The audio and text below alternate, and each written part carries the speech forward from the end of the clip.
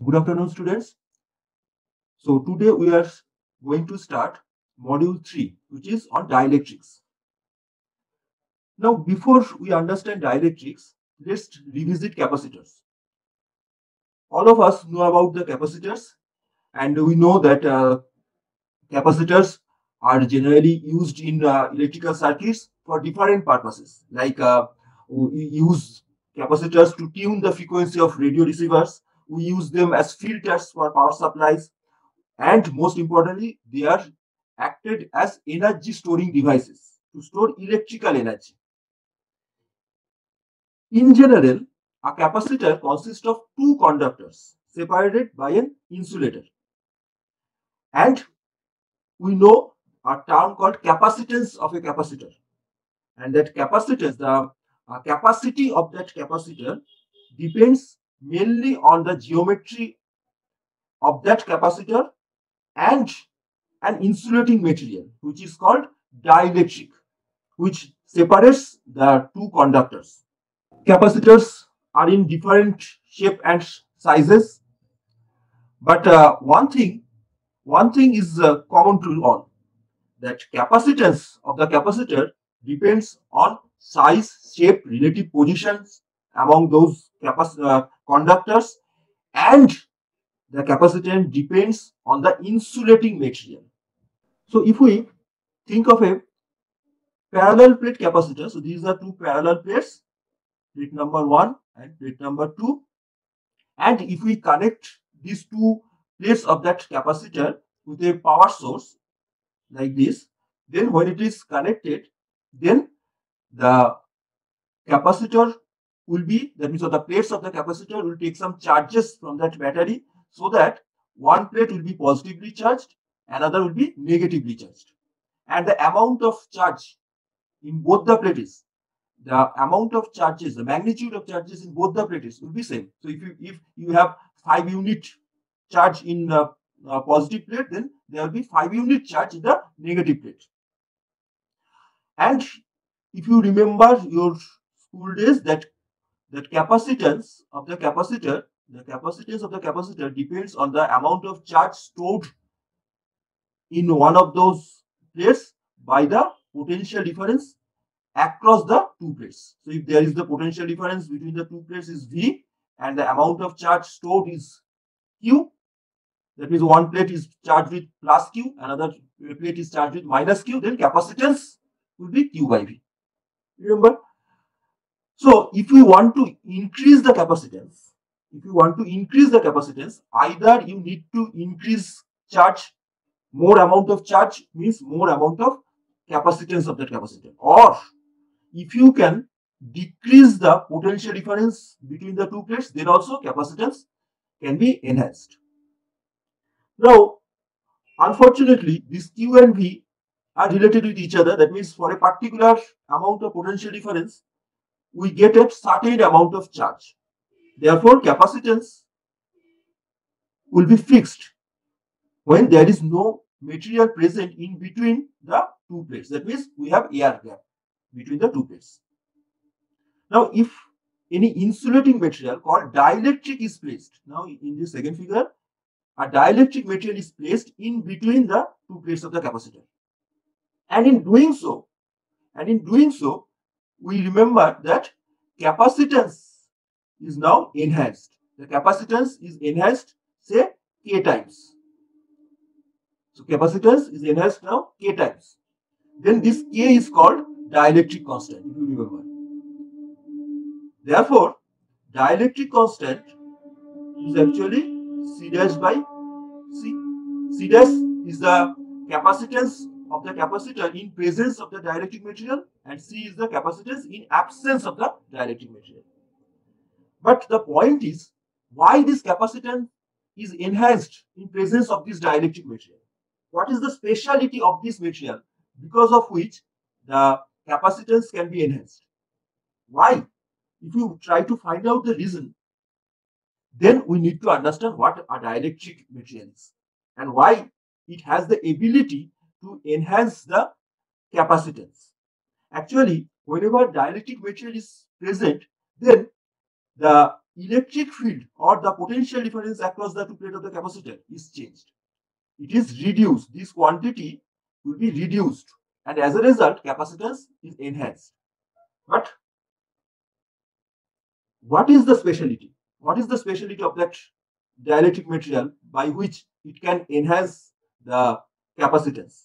Let's try to find out the reason. A dielectric is generally a non-conducting material or insulating material. When it placed in between the conductors of the capacitor, then it somehow, as I said earlier, reduces the potential difference between the two conductors. And how, that we'll discuss. So in general, if you are asked what is a dielectric material, you can say it is an insulating material which only contains bound charges. There is no free charge in these materials, and it has the ability to be polarized by the application of external electric field. So whenever external electric field is present, or whenever external electric field is applied on this particular type of materials, then these materials get polarized. What is meant by polarized? We are going to that now. To understand the polarization, let's revisit the concept of electric dipoles. You know about that. What was electric dipole? Electric dipole means whenever two equal and opposite charges are separated by a small distance, then that constitute a quantity called electric dipole. So it's like this. You have a positive charge, say plus Q, and you have a same amount of negative charge. As I said, equal and opposite charges. So when these equal and opposite charges are separated by a small distance, say R, they are separated by a small distance R, then this whole thing constitute electric dipole. Dipole because there are two poles here. Di means two. So there are two poles here, positive pole, negative pole, and the amount would be same. And the separation is generally very small. Here, for your understanding, I have drawn it in such a way. But actually, this R, the separation between the two equal and opposite charges is very small. It's very small. So this quantity is called electric dipole. Simple. Two equal and opposite charges separated by a small distance. That is called electric dipole. And there is a quantity called electric dipole moment whenever you have a electric dipole. Electric dipole moment is a vector quantity. This is a vector quantity whose magnitude is just the product of any of the two charges. The charges are same, so charge say Q, and the separation between them. That means if the separation is R, then the magnitude of the dipole moment is just Q into R. If the separation is D, charge is capital Q, then it is capital Q into D. That is the magnitude of the electric dipole moment. But as I have said, it is a vector. Now, whenever we are saying a vector, so dipole moment, say I am writing dipole moment as small p. In many books, it is written as mu also, whatever. So the magnitude is Q into R. But a vector has a direction. So if I say the direction would be the direction of R. And what would be the direction of R? Or what is the actual direction of electric dipole moment? Because you can define R in any direction. It's true. Conventionally, it is said that the direction of electric dipole moment is from negative to positive. That means, in our case, the direction of the electric dipole moment P will be along this direction. Negative to positive, along the R direction. So this is your electric dipole moment. Electric dipole moment is a vector whose direction is from negative to positive charge, and its magnitude is just the product of charge and just distance separating them. That is electric dipole moment. We require this information. The concept of electric dipole and electric dipole moment. Now, we come back to our main topic, dielectrics. So, as I said earlier, dielectrics are insulating materials. Insulating material means which doesn't contain any free charges. Electrons are not free here. Electrons are bound. So here, whenever we are talking about insulating materials, especially dielectric materials, The charges means bound charges, which are not free to move. Those charges are called bound charges. We will talk about bound charges in detail. There are two types of dielectric materials. One we call as non-polar dielectric materials. The other one is called polar dielectric materials.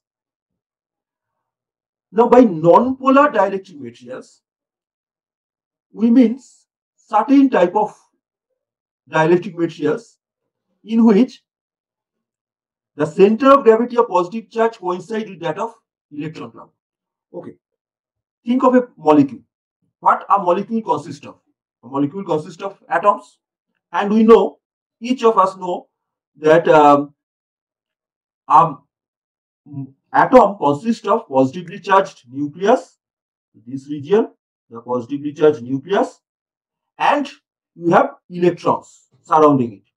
So we have electron clouds here. So if a large number of electrons are rotating around the nucleus, what we can observe? Electron cloud. So this is the whole portion is electron cloud. This region, this shaded region is electron cloud. Now, in case of non-polar dielectric, which is the general case, the center of gravity of the positive charges and center of gravity of the electron cloud coincide with each other. As you observe in this figure, the centers of the small circle, which represents the positive charges, and center of gravity of the lightly shaded circle, which represents the electron cloud, all the electrons within that molecule,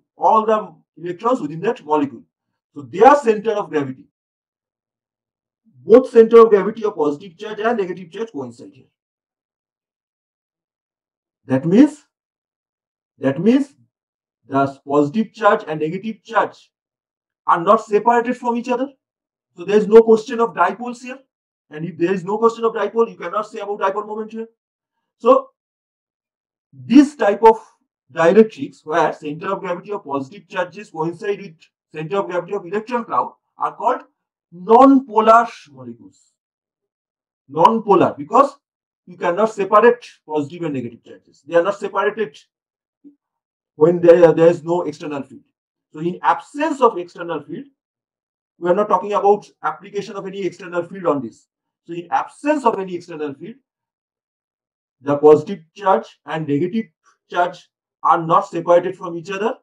Therefore, there is no electric dipoles. That's why they are called non-polar molecules or non-polar dielectrics. They are generally diatomic and consist of atoms of same type, like hydrogen molecule, oxygen molecule, chlorine molecule. Each of these molecules, you observe, consists of two atoms of same type. H2 means H2 molecule consists of two hydrogen atoms. Oxygen molecule consists of two oxygen atoms, and so on. So this type of dielectric molecules are called non-polar molecules, because the positive and negative charges are not separated. There is no question of electric dipoles here. That's why non-polar. Now, in the other type, in case of polar molecules, the center of gravity of positive charge and center of gravity of electron cloud is slightly separated from each other, as shown in this figure. You observe in this particular figure, the positive charge and negative charge are slightly separated from each other. Though, for your understanding, again, I have drawn it in such a way that gap is visible. But in actual case, in practical case, the separation is very, very small. So it is in the angstrom level or smaller than that. So in this particular type of molecules, what we observe, the center of gravity of positive charge. So this is the center of gravity of the positive charge, and center of gravity of electron cloud are slightly separated from each other. The center of gravity of positive charge and center of gravity of electron cloud are slightly separated from each other. That means now they constitute a dipole.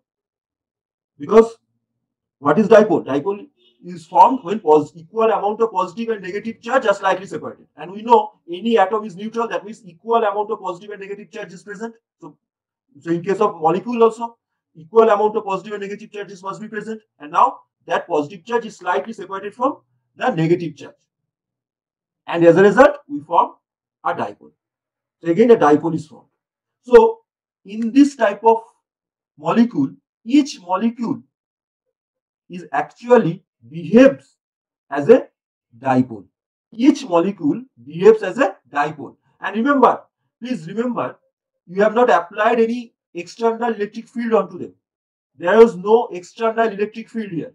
In absence of the electric field, better to say, even in absence of electric field, the positively charged nucleus or positively charged portion is slightly separated from the negative charge part.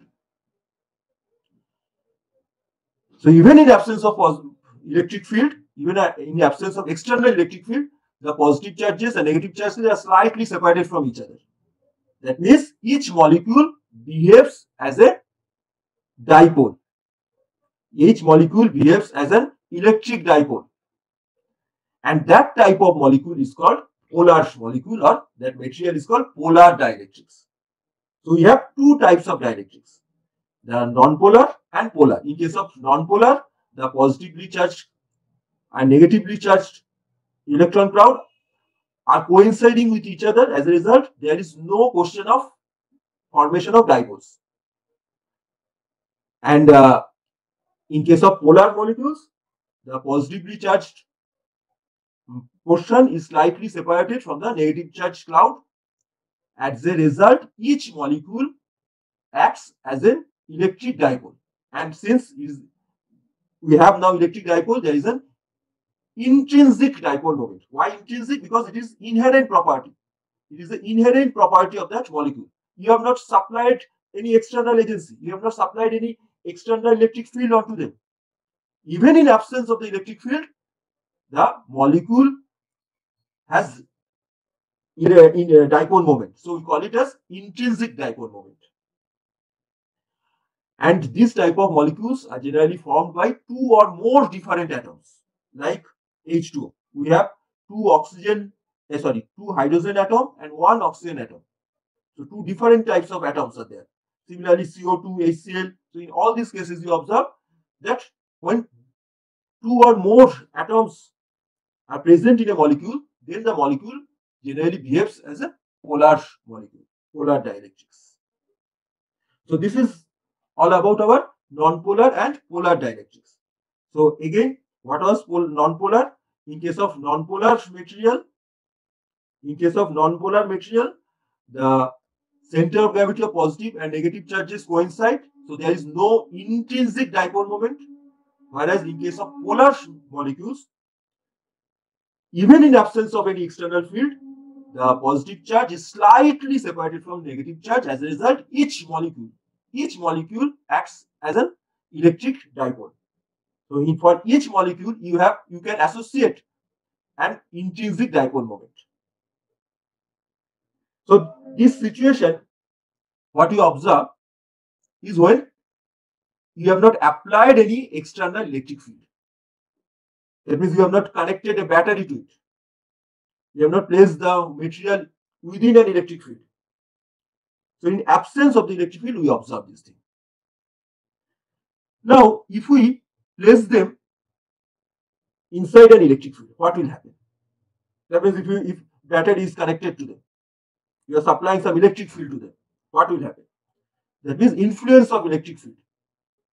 Now, if it is non-polar, we know that in case of non-polar, the centers are coinciding. That means center of positive charge, center of negative cloud are coinciding. As a result, there is no dipole here.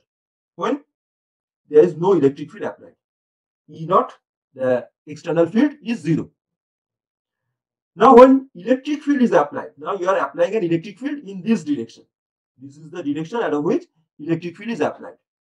So this is your non-polar material, and you are applying the electric field in this particular direction. This is the direction along which the electric field is applied. So when electric field is applied, then for each molecule, what will happen? Suppose this is your molecule. So it consists of some positively charged nucleus and electron cloud. We have positively charged nucleus here and this is electron cloud, and their centers are coinciding with each other.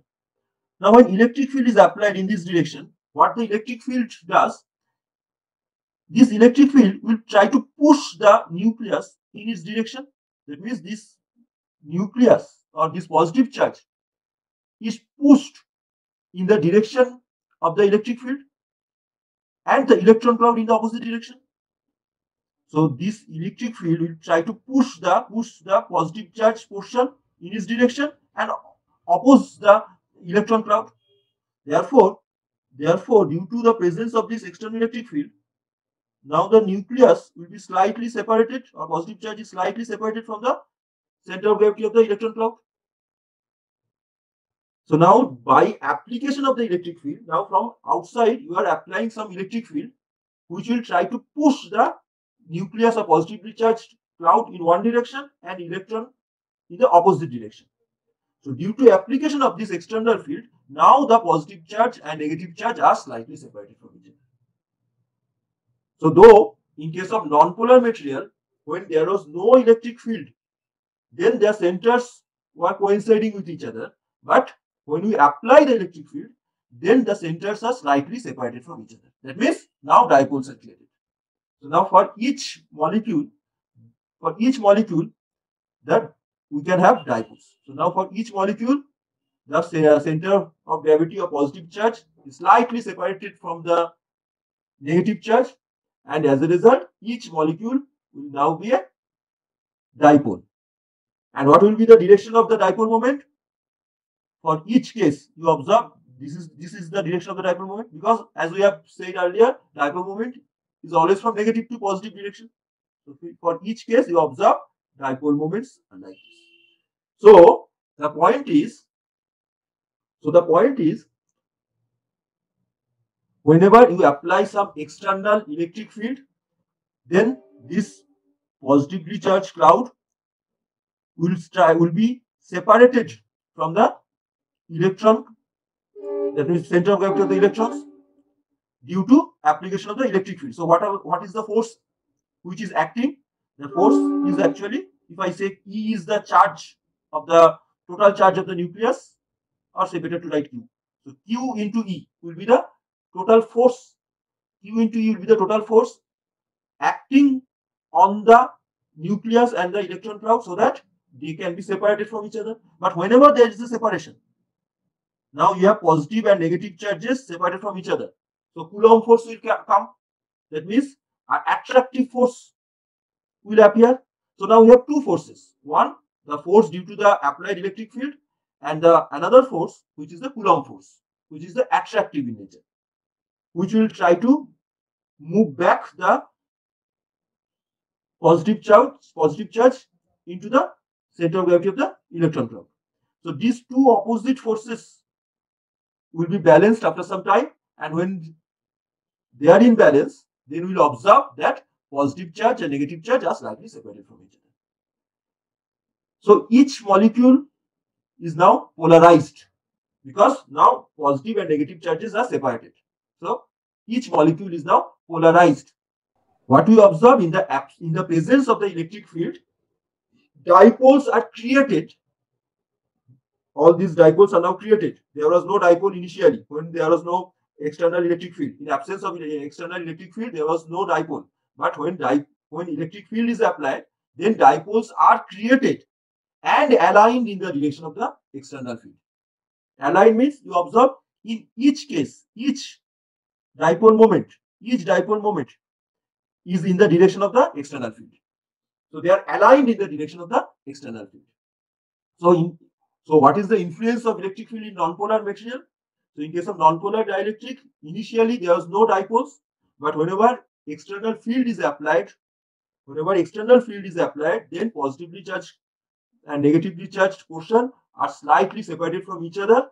As a result, dipoles are created for each molecule, and these dipoles are aligned in the direction of the external field. So influence is generation and alignment of dipoles in the direction of the external electric field. Now, what happens for polar molecules? Now we know in absence of the electric field like this one, there was no electric field applied. So in that case also, for polar molecules, positively charged and negatively charged parts are slightly separated from each other. As a result, as we have said earlier, each molecule behaves as a dipole. So for each molecule, there is a dipole moment. And what is the direction of the dipole moment? You observe, these will be the directions of the dipole moments. I am drawing them from negative to positive charge. Like this, like this. So you observe, though there are so many molecules and there are so many dipoles, there are so many dipole moments for polar dielectric materials. If you observe a bulk material, for this whole bulk material, total dipole moment will be 0 because these dipoles are randomly oriented. These dipoles are randomly oriented. So, if we try to find out the vector sum of all these dipole moments, it will be 0 because of a large number of dipoles or large number of molecules present here. So, the point is, though in case of polar molecules, we have a large number of dipoles, that means a large amount of dipole moments are present, but when we observe the total dipole moment for the bulk material, total dipole moment is 0 because these dipoles are randomly oriented. Now you place these dipoles in an external electric field. Now you are applying an electric field in this direction. So you are now applying an electric field in this direction. You apply an external electric field, then that external electric field produce a torque on each of these dipoles. Like say, this is one dipole, this is the negative charge, this is the positive charge. So that was the initial direction of the dipole moment.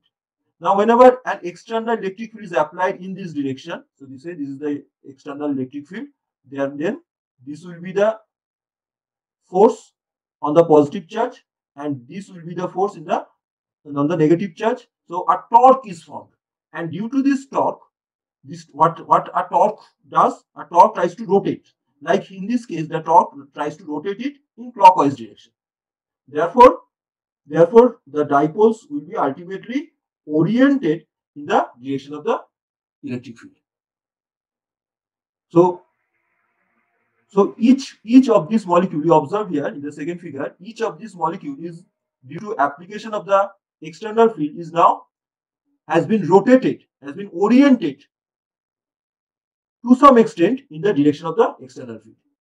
If the process is continued, or if you increase the external electric field, then more and more amount of orientation will be created, more amount of dipoles will be oriented in the direction of the electric field. So ultimately, since the dipoles are now oriented in the direction of the applied field, the total dipole moment, that means vector sum of all these dipoles now. So now, what will be the dipole moments? These are the dipole moments. Now you cannot say they are randomly oriented. You cannot say they are randomly oriented now. So if you find out the vector sum of all these dipole moments, then it will not be 0 now. So in the presence of any external electric field, since dipoles are now oriented, dipoles are rotated in the direction of the external field, you have a finite amount of dipole moment. So dipole moment in presence of any external field for polar dielectric materials are not 0 now. So what happens in presence of a external field for a polar molecule? The dipoles are oriented and aligned in the direction of the external field. So what is the basic difference between non-polar and polar molecules under the influence of external field? In case of non-polar, dipoles are created and then aligned. created and aligned in the direction of the electric field. Whereas in case of polar molecules, dipoles are rotated, dipoles are oriented in the direction of the electric field. So we observe that in absence of external field, in case of non-polar, there was no dipole moment. Though in case of polar molecule, each molecule has a dipole moment, but when you observe the bulk molecules, then bulk material, then the net dipole moment was 0. Now, when we apply external electric field, then for non-polar dielectrics, dipoles are created and oriented in the direction of the, not my mistake, dipoles are created and aligned in the direction of the electric field, whereas in case of polar molecules, dipoles are oriented in the direction of the electric field.